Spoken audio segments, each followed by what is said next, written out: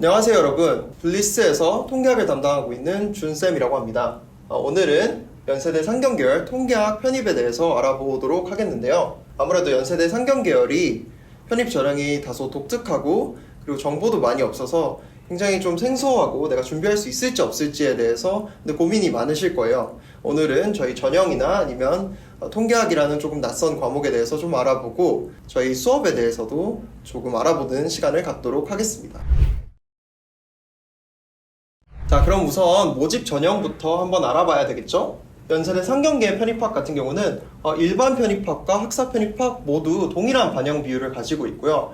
우선 1단계 전형에서 필기시험으로 수학과 통계학 과목을 보게 되고 3배수를 선발하게 됩니다. 자, 그리고 2단계 전형을 보시면 여기 보시면 필기시험의 그 점수가 2월이 되는 걸 볼 수가 있어요. 그래서 그대로 100점이 계속 반영이 되게 되고 서류라고 하는 게 50점이 반영이 되는데 이제 학생분들이 이 서류에 대해서 굉장히 고민이 많아요. 그래서 전적대 성적이 중요하냐 아니면 뭐 대외 활동이 중요하냐 학업 계획서가 중요하냐 이런 고민들을 정말 많이 갖고 계시는데 사실은 저희 같은 경우는 통계학과와 경제학과 같은 경우는 전공 시험이 너무너무 중요한 전형입니다. 왜냐하면 그 학과들에서는 학생들이 그 학과의 기본 기초 지식을 잘 따라오는지 안 따라오는지가 너무 중요한 학과들이고 게다가 다른 논술 전형이나 뭐 영어 전형과는 좀 다르게 저희 1단계 전형에 저희 학과에 대한 적합도가 굉장히 높기 때문에 구태여 뭐 다른 학교에 알 수 없는 학교의 학점이라든지 교수님들이 파악할 수 없는 어떤 대외 활동의 진위 여부라든지 이런 거를 통해서 선발을 하기보다는 주로 1단계 성적의 비중이 상대적으로 다른 전형들에 비해서 조금 높게 되고요. 서류 중에서 그나마 조금 유의미하다고 볼 수 있는 거는 이제 학업계획서가 되겠는데요. 학업계획서 같은 경우도 저희 선생님들의 석사 수준 이상의 첨삭 지도를 통해서 완벽하게 준비를 해드리고 있기 때문에 지금 시점에서 제일 중요한 거는 이제 1단계 성적, 전공시험을 잘 치르는 게 중요하다고 볼 수 있겠습니다. 자, 그럼 세부적인 시험 과목에 대해서 조금 얘기를 해보겠는데요. 우선 저희 상경계 시험 과목은 경제수학 50%, 통계학 50%로 이루어져 있고요. 지금 참고 교재, 그러니까 시험 준비 교재를 보시면 경제수학 같은 경우는 뭐 여러 개가 있는데 통계학 같은 경우는 단 하나밖에 없어요. 그러면 통계학은 좀 쉬운가 보다. 하나밖에 안 봐도 되니까 이렇게 생각하시는 분들이 있을 수 있는데 전혀 아니고요. 범위만 이렇게 뭐 기초, 인문 이런 식으로 써 있지만 사실 여기 통계학 전반에 대한 개념이라고 나와 있거든요. 그러니까 이게 인문이라고 써 있지만 인문이 아닌 거예요. 그래서 이 교재만 쓰는 거는 절대로 당연히 안 되고요. 다른 교재들을 여러 개를 섞어서 써주는 게 굉장히 적합한데 정교한 작업이다 보니까 그런 의미에서 저희 블리스의 맞춤형 커리큘럼이 빛을 발한다고 볼 수가 있습니다. 자, 그래서 저희 1차 필기시험 출제 범위를 좀 보자면요. 통계학 같은 경우는 크게 세 과목으로 나눌 수가 있고요. 여기 보시면 통계학 입문, 그리고 통계 방법론, 수리 통계학 이렇게 세 개의 묶음으로 크게 분류를 할 수가 있습니다.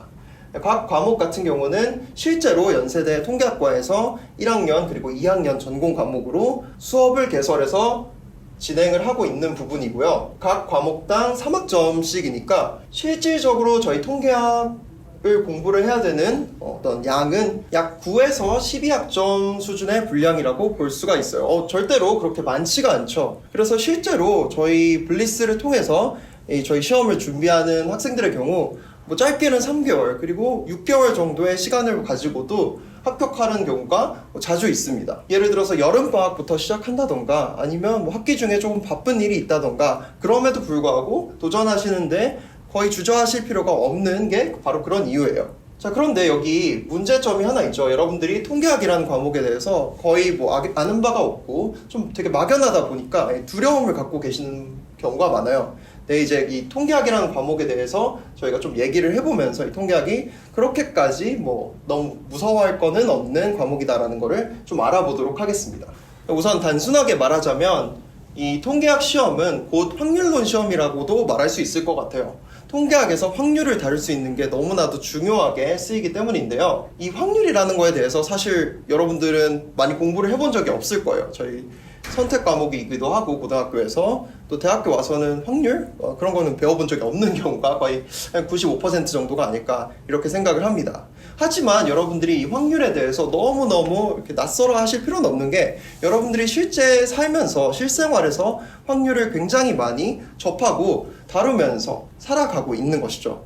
예를 들어서 여러분들이 밖에 약속이 있어서 밖을 나간다 그런 상황이 있으면 보통 이제 비가 올까 안 올까 이제 일기예보를 참고를 하잖아요. 그런데 비가 올 확률이 일기예보에서 30%라고 만약에 했다. 근데 여러분들이 문지방을 나가는 순간 밖에 먹구름이 엄청 낀 거예요.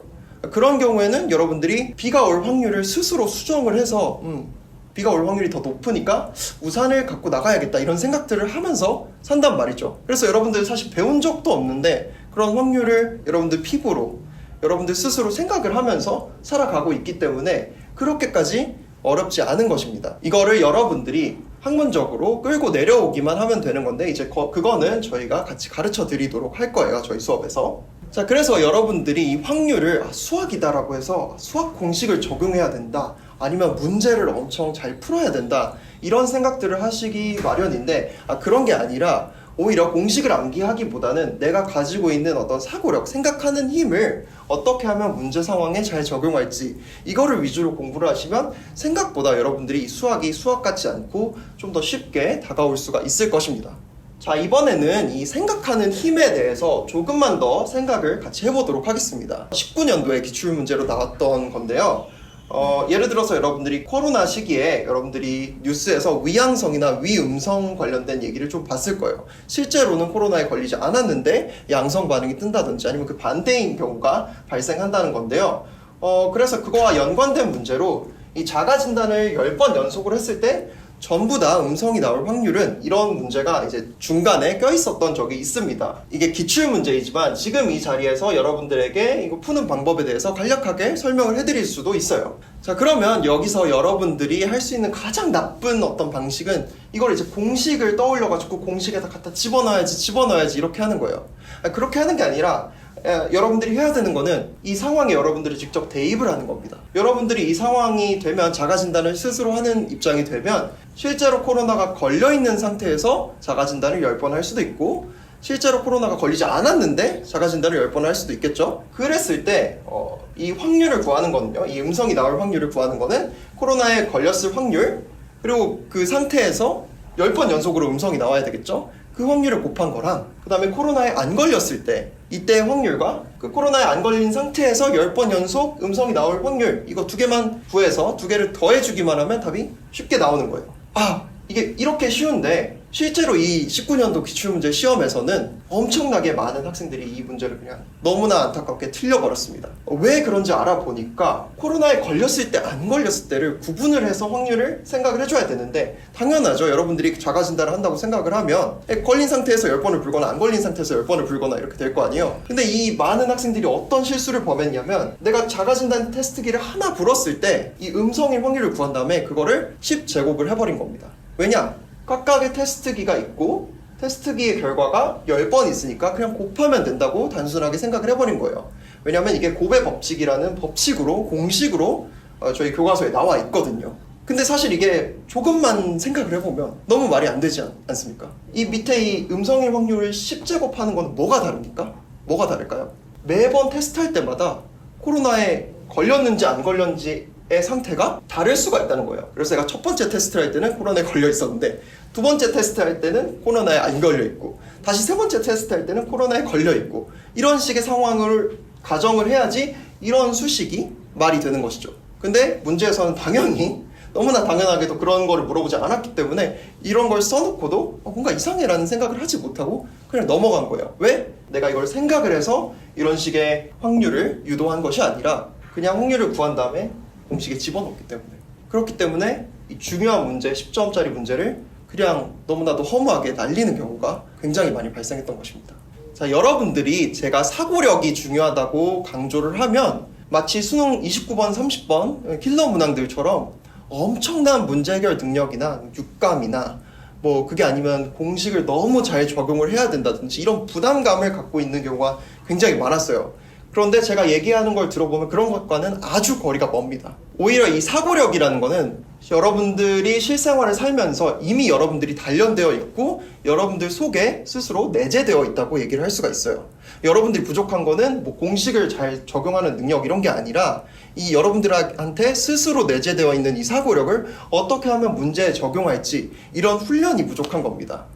저희 블리스 수업에서는 이런 훈련을 중심으로 여러분들이 생각하는 힘을 문제에 잘 적용하는 방법에 대해서 계속 훈련을 시켜드리기 때문에 저희 수업이 연대 편입시험 그리고 통계학 과목을 준비하는 데 있어서 정말 혁혁한 성과를 그동안 낼 수 있었던 것이죠.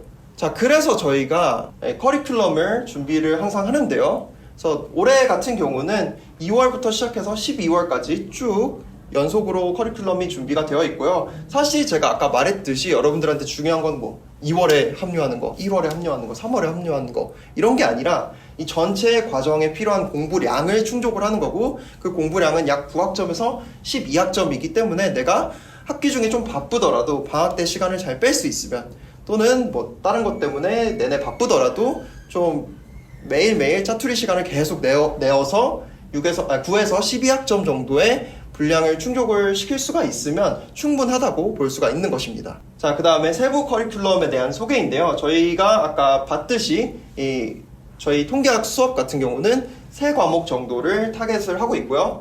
통계학 입문, 통계방법론, 그리고 수리 통계학 이 3과목을 타겟을 하고 있습니다. 모두 전공 1에서 2학년 수준이지만 이 통계학에 대해서 여러분들이 좀 알아야 되는 것은 이 3과목이 서로 분리되어 있는 과목이 아니라 전부 다 처음부터 끝까지 계속 연결되어 있는 과목들이라는 거예요. 그래서 이 과목들에서 중간에 어떤 개념이 빠지거나 하면 공부를 하는데 엄청난 애로사항이 생기기 때문에 앞에서부터 차근차근히 공부를 하는 거 이게 정말로 중요합니다. 그리고 수리통계학까지 전부 다 끝나고 난 다음에는 저희가 파이널반을 2개월 정도 운영을 해서 이때 개념을 총정리하고 기출문제를 풀고 그리고 적중률이 아주 높았던 파이널 모의고사 같은 거를 보아서 여러분들에게 충분한 복습 시간을 이제 제공을 해드리고 있습니다. 자, 그래서 연계성에 대해서 제가 조금만 더 설명을 하자면 이게 연세대 응용통계학과 수업 흐름도라고 실제 홈페이지에 나와 있는 개형이에요. 그래서 여기 보시면 요 맨 위에 있는 게 이제 1학년 수업들, 그리고 두 번째 있는 게 1학년 2학기 수업들, 그 다음에 이 밑에 있는 것들이 2학년 수업들인데요. 모든 과목이 얽혀서 층층이 연계되는 구조를 갖고 있는 것을 볼 수가 있어요. 그래서 예를 들어서 여러분들이 통계 방법론에 한 수업 주차를 빼먹었다. 그러면 회귀분석에서 반드시 구멍으로서 작용을 하게 됩니다. 그래서 이런 점은 굉장히 공부를 할 때 조심해야 되는 점이고 사실 학생들이 이런 식의 연계성이 깊은 공부를 많이 해본 적이 없어요. 그래서 다 분과 과목들만 공부를 하고 따로따로 공부를 해서 뭐 유형을 외우고 식을 외우고 문제풀이 방식을 외우고 이렇게 해서 점수를 아름아름 하나씩 타내는 그런 방식의 공부를 많이 고수를 해왔는데 이 1학년 1학기에 통계학 입문 개념이 2-2학기의 회귀분석 개념까지 계속 이어지는 이런 경험을 해본 적이 없다 보니까 이 공부를 하는데 연속성이 끊기면 공부를 덜 하지도 않았는데 엄청나게 비효율성이 발생을 하는 거예요. 그래서 저희 같은 경우는 이런 과목의 연계성에 집중을 해서 학생들이 개념들을 잘 차곡차곡 잘 쌓아가고 있는지 수업에서 잘 모니터링을 하고 피드백을 주는 것, 만약에 약간 탈선했다 싶으면 피드백을 주는 거에 굉장히 집중이 되어 있습니다. 자, 그래서 이 연계적 강의 수강 방식에 대해서 잠깐 얘기를 하자면 저희 같은 경우는 제일 처음에는 상담으로 시작을 해서 학생의 상태와 목표, 환경 같은 거를 파악을 하고 그 학생에 맞는 어떤 장단기 계획을 세워드려요. 그리고 그 장단기 계획에 따라서 매주 제공되는 체크리스트 그리고 강의를 수강하고 그다음에 복습, 퀴즈 진단평가, 다시 상담 피드백을 돌아와서 또다시 장기, 단기 전략을 세워드리는 방향으로 이렇게 계속 유기적으로 연계적으로 수업이 진행이 되는 방식이고요. 이거는 모두 다 뭐 공통으로 주어지는 게 아니라 개개인별로 이번 주는 몇 회차까지 나갈지, 이번 달은 어느 정도를 목표로 할지 이런 것들이 다 설정이 따로 되는 것이기 때문에 여러분들에게 맞춤형으로 제공된다고 볼 수가 있습니다. 자, 그래서 각 항목들로 돌아가면요. 첫 번째 체크리스트라는 게 있는데요. 이 체크리스트 같은 경우는 매주차 강의에 대한 상세한 가이드라인이에요. 그래서 지금 보듯이 이렇게 제가 엄청나게 주석을 많이 달아놨는데 이런 식으로 여러분들에게 주의사항, 유의사항을 알려드리고요. 그 다음에 뭐 매주차 수강을 해야 되고, 그 다음에 강의 복습은 어떻게 해야 되는지, 참고할 수 있는 교재는 뭐고, 주의해야 될 점은 또 뭔지 이 내용이 너무 많죠. 그리고 뭐 혼자서 할 수 있는 문제 풀이, 그리고 풀이에 대한 해답 이런 것들도 적혀 있고요. 그다음에 이제 퀴즈는 그 주차에 뭘 봐야 되는지, 그다음에 만약에 진단평가가 있으면 진단평가를 봐야 되는데, 저희가 진단평가는 약 4주 4회차 간격으로 보게 됩니다. 그래서 여기는 없고요. 그래서 이런 거를 통해서 매주 이것만 따라하면 여러분들이 그 주차의 공부를 되게 꼼꼼하게 할 수 있고, 다음 스텝으로 넘어가는 데 있어서 충분한 양의 공부를 해야지만 여러분들이 아까 말했듯이 연계성이 중요하기 때문에 구멍이 생기지 않는 것이고, 저희가 다회차에 걸쳐가지고 이런 것들을 모니터링을 하게 됩니다. 자, 그래서 여기 보시면 이게 도식인데요. 이 노션에 있는 체크리스트를 통해서 여러분들의 진도도 실시간으로 저희가 체크를 하면서 모니터링을 하고 있고요. 이거를 여러분들에게 리포트 형식으로 다시 전달을 해드리면서 이걸 상담에 반영을 하고 있습니다. 자, 그리고 과제 확인이라든지 퀴즈 확인이라든지 이 선생님들이 여러분들께 그 주차에 조심해야 되는 내용들 같은 것들을 또 확인을 할 수가 있고요. 그래서 이게 굉장히 편리해요. 여러분들이 이것만 보면 되기 때문에. 자, 근데 사실 뭘 해야 되는지 보는 것만이 아니라 실제로 수강도 해야 되겠죠. 그래서 강의 같은 경우는 이런 식으로 그러니까 여기 좀 부어 있는데 여기 이런 식으로 제 화면이 띄워져 있고 제 태블릿 필기가 있고요. 이 태블릿 필기를 통해서 여러분들께 실시간으로 강의를 전달을 해드리고, 그 다음에 이것들은 다 녹화가 되고 필기본도 다 저장이 되어서 여러분들께 제공이 됩니다. 그래서 여러분들이 이게 만약에 나는 이번 주에 학교에서 일이 있어가지고 수업을 듣지 못해, 그런 경우에는 녹화 강의로 그 다음날 수강을 하실 수가 있고요. 이런 식으로 쭉 목록이 저장이 되어 있고, 그 다음에 이 필기본 같은 경우도 여러분들이 언제든 돌려볼 수 있고, 녹화 강의본 같은 경우도 언제든 돌려볼 수 있게 무제한으로 제공을 해드리기 때문에 이런 식으로 강의를 수강을 하시면 되겠습니다. 저희가 진짜 중요하게 통계학에서 생각하는 과제는 이 단거나 노트 정리 과제인데, 이렇게 빈칸으로 되어 있는 개념들을 여러분들이 스스로 작성해보는 경험을 하는 거고요. 그 다음에 이거는 사실은 수업만 들어도 다 작성을 잘 하실 수가 있어요. 만약에 욕심이 있으면 뭐 여러 가지 참고 자료 같은 거를 참고를 하셔가지고 더 쓰셔도 되지만, 이런 걸 쓰시고 말고는 또 다시 상담을 통해서 여러분들과 같이 이야기를 나눠보면서 여러분들이 원하는 방식대로, 여러분들한테 잘 맞는 방식대로 공부를 하도록 저희가 지도를 해드리고요. 그 다음에 이것 같은 경우는 스스로 이런 식으로 적어봄으로써 여러분들이 내용을 잘 복습하게 되는 것이고, 이제 저희가 합격자들 중에서 모범적으로 이 꼼꼼하게 잘 작성을 해주신 분들 답안을 챙겨가지고 여러분들한테 예전 합격자들이 이런 식으로 공부를 했다, 이런 것들을 보여드리게 됩니다. 이거는 작년 합격자분의 노트 정리인데요. 이런 것들을 보시면서 여러분들이 난 뭐가 부족했는지, 그리고 난 뭘 되게 잘했는지 이런 것들을 확인을 하실 수가 있고, 항상 여러분들께 상담을 할 때면 이런 것들을 같이 보면서 우리 학생은 뭘 잘하고 어떤 식으로 공부를 하고 있고 뭘 좀 더 보충했으면 좋겠다, 이런 피드백을 받을 수가 있습니다. 자, 그리고 여러분들이 단순히 이 개념만 정리하는 데서 끝나면은 안 되겠죠. 문제풀이 과제를 따로 내드리기도 하지만, 여러분들께 매주 주어지는, 그리고 매 4회차마다 주어지는 진단평가를 통해서 이런 식으로 여러분들이 제출을 할 수 있게 되고요. 이 진단평가 같은 경우는 여러분들의 실력을 파악하는 데에도 쓰이지만, 실력을 파악하는 데서 끝나는 게 아니라 문제점을 진단을 하고 그거에 대해서 피드백을 하기 위해서 여러분들께 드리는 것입니다. 그래서 이런 것들도 역시 상담에 참고가 되고, 이 상담과 피드백은 다시 제일 처음에 단계로 돌아가서 여러분들이 어떤 식으로 이 커리큘럼을, 46주차의 커리큘럼을 수강을 해야 될지에 대한 전반적인 전략에 대해서도 항상 논하게 돼요. 사실 편입이라는 거는 학교를 다녀야 되고 또는 알바를 가야 될 수도 있고 다른 활동들이 있을 수도 있는데, 그런 활동들을 병행하다 보면 갑자기 시간이 많아지거나 예상치 못하게 갑자기 시간이 없어질 수도 있어요. 그래서 그런 상황들을 여러분들이 공부에 잘 반영하는 게 중요하고, 그런 데 있어서 여러분들은 이 통계학이나 아니면 경제수학 시험 공부가 처음이잖아요. 그렇기 때문에 여러분들은 굉장히 훈련된 사람들은 아니기 때문에 잘 알고 있는 선생님들이 여러분들이 어떤 식으로 공부하면 제일 효율적으로 공부할 수 있을지에 대해서 계속 피드백을 드리는 게 정말 중요합니다. 자, 그리고 마지막으로 선생님과의 소통이 정말 중요한데요. 저희 같은 경우는 1대1로 질의응답을 하는 오픈 카톡방을 운영을 하고 있고요. 오픈 카톡방이라고는 하지만 결국 저랑 학생의 1대1 응답방이에요. 자, 그래서 저희 2명만의 응답방에서 계속 24시간 언제든 제게 뭐 새벽 3시나 뭐 아침 7시나 이럴 때 보내셔도 되고, 공부가 아니어도 꼭 내가 편입을 하다 보면 생기는 고민들에 대해서 저한테 상담을 받을 수도 있고 아무거나 보내주시면 됩니다. 원래 목적대로 질의응답을 받고 싶으면 여러분들이 교재 본문 또는 뭐 솔루션 같은 걸 캡처해서 또는 자신의 풀이 같은 걸 캡처해서 보내주시면 더 좋죠. 그래서 그런 것들을 저한테 보내주셔서 궁금해요 라고 물어보시면 그것에 대해서 친절히 답장을 보내드리도록 하겠습니다. 그래서 역시나 이 질의응답 같은 경우도 제가 직접 답변을 해드리는 거다 보니까 다음 상담이나 이런 거에 반영이 될 수밖에 없고요. 그래서 많이 참여해 주시길 바라고요.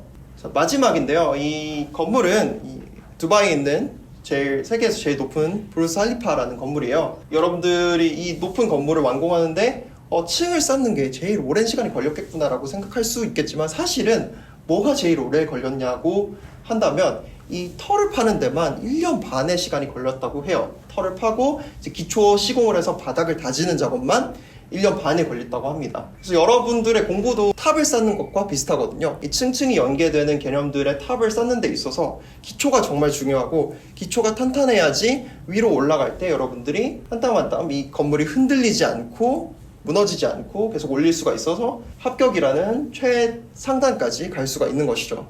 자, 여러분들이 이 가장 높은 층까지 잘 오르실 수 있도록 저희 블리스 그리고 저가 같이 함께 해드리도록 하겠습니다. 자, 오늘 너무 고생 많으셨고 수업에서 꼭 뵐 수 있었으면 좋겠습니다. 감사합니다.